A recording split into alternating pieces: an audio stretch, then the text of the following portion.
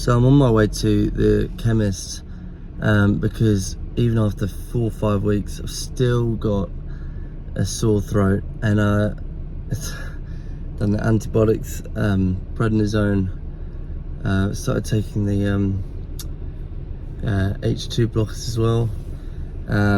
Just so many things. I've finished so many Strepsil packets as well, just to soothe the throat.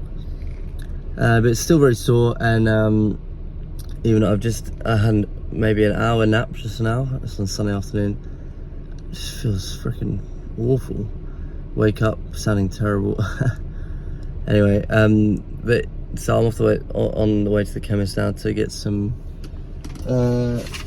drops which are called nystatin, NYSTATIN oral drops. And I meant to do that, and hopefully that should work. So we'll see.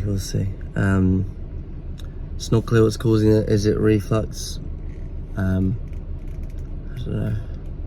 But yeah. Anyway, so yesterday was a pretty good day because I was able to go to another breathing session with my breathwork coach, and it was fantastic. He taught me lots of stuff.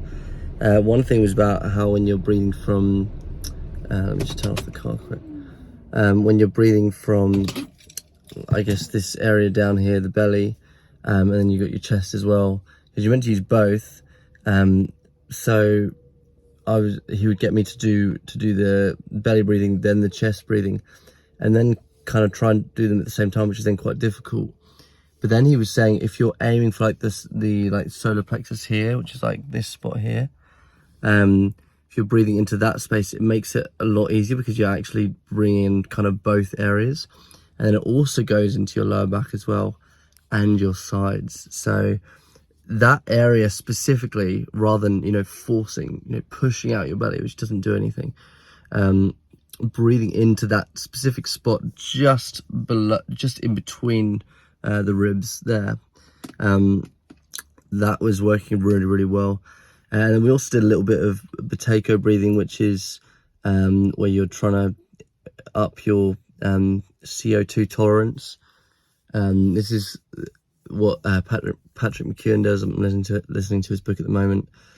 And by basically breathing less, you're improving your CO2 tolerance. And one of the ways you can do that is by taking in really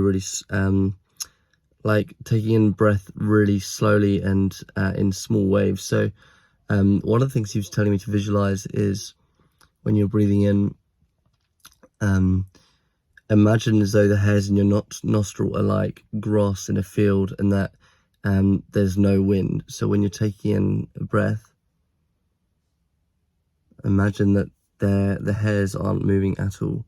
And that kind of visualization was really, really good. And then you're breathing in silently as well, which means you're only kind of using the muscles down here.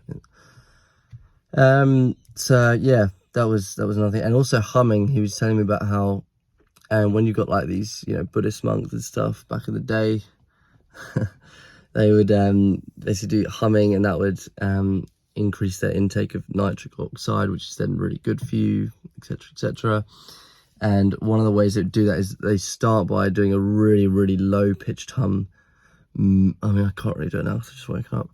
And then you would slide that up to then end up doing like essentially a falsetto hum. I was able to do it yesterday. I'm not going to attempt it now because I just feel awful. But yeah, it was really cool because it basically lets you go into your mixed voice really, really easily. But yeah, but as for me, I've got to go to the chemist now, so I'll speak to you all a bit later.